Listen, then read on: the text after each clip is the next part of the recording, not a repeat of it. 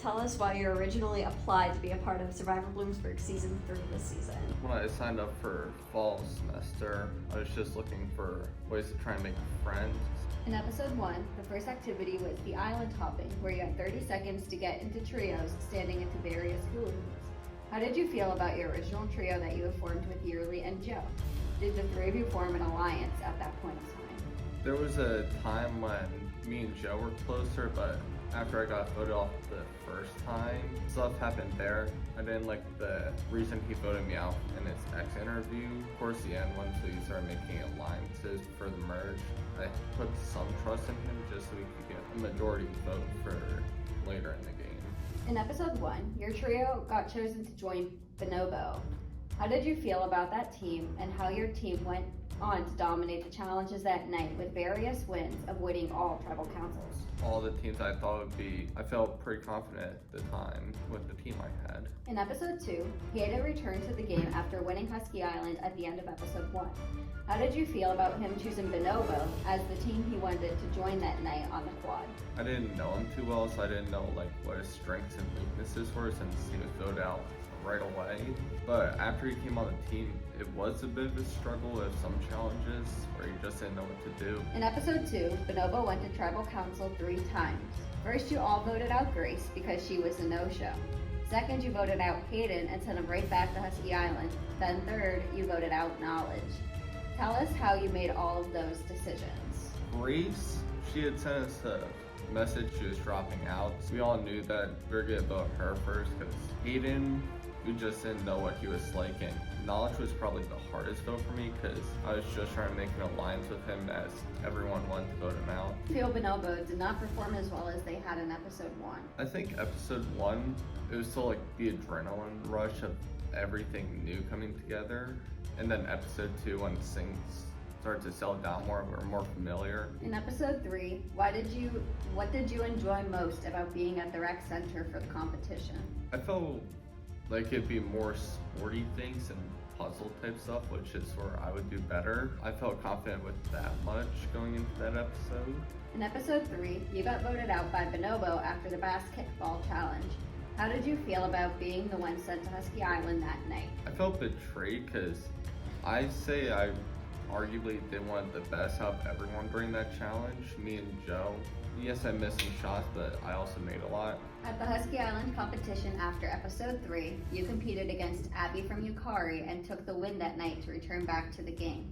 How did you feel about returning, and how did you end up choosing what team you wanted to join the next episode? I felt good about winning. It was honestly just luck that there was math and I'm good at that, so I got lucky with that. But when it was coming to choosing my team, I decided either choose a team that I would feel confident on with Kelvin and someone he's very friendly with Logan, or go to Gibbon, a team that there was the risk that I would be voted off first, but they hardly lost any challenges.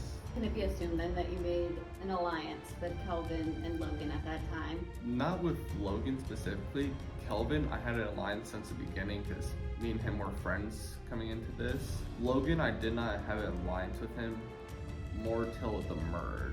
Did you have an alliance with anybody else in the game at the time? The first alliance was me, Kelvin, Hayden from Gibbon, Joe, and Noah, but unfortunately that went down quickly because Joe and Noah got eliminated during the same episode, and there was talk about people not knowing whether to trust Hayden or not. In episode 4, the first thing the castaways encountered was the first team swap of the season. You ended up on the new Yukari with a lot of former Yukari members.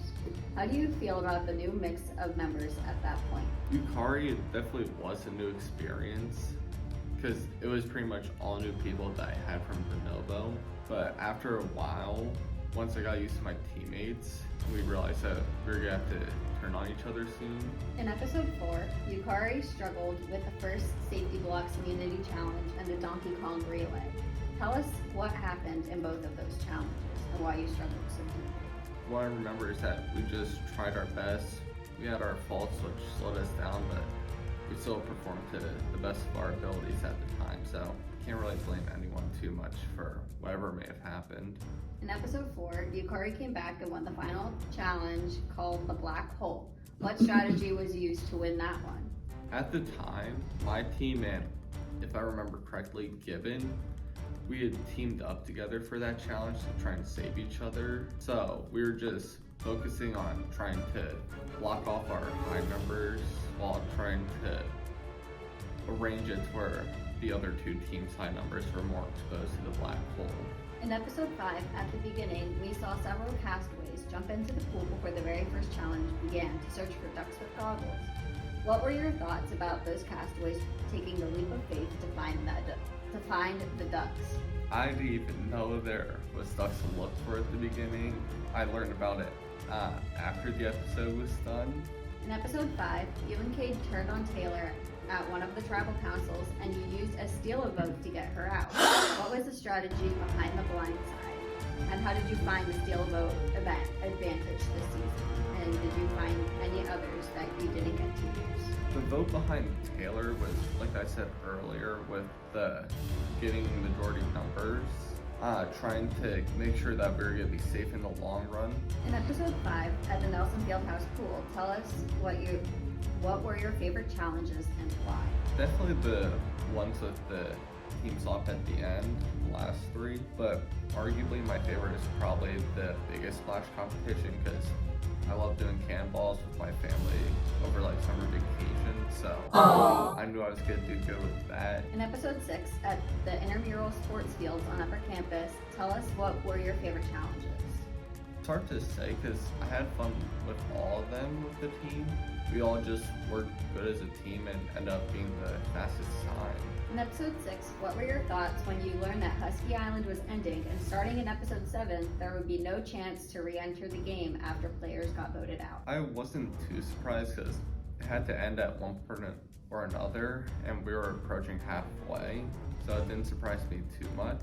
In episode 7 at Redmond Stadium, tell us about your experience doing the field goal kicking, javelin tossing, and Kamada ball race. The field goal, me and Kelvin, we were going to come early and practice it since neither of us had experience. Javelin, I felt confident going into that, but it's definitely different than like throwing a dart, which I feel more confident with.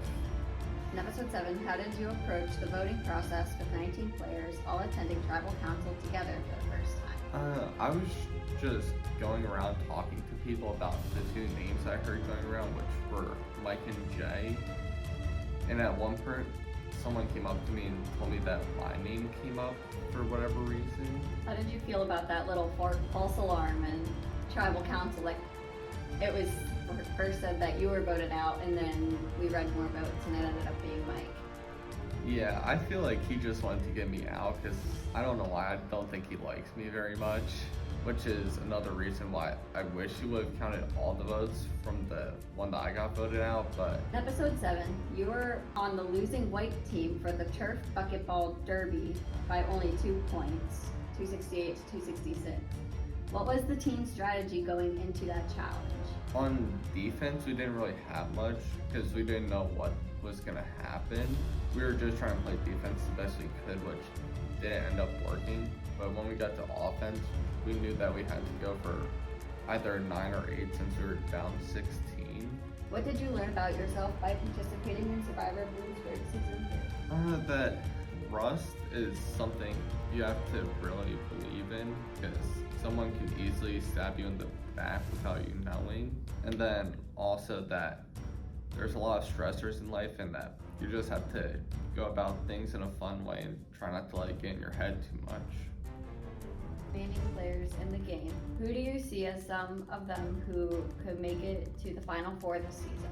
Honestly, I would hope Kelvin because he's my friend, but after what happened during the last episode, I'm not 100% sure. I want to say Joe, but Holly I think might also have a good shot. I know her game can be good at physical or puzzle stuff, and she's really good at talking to people.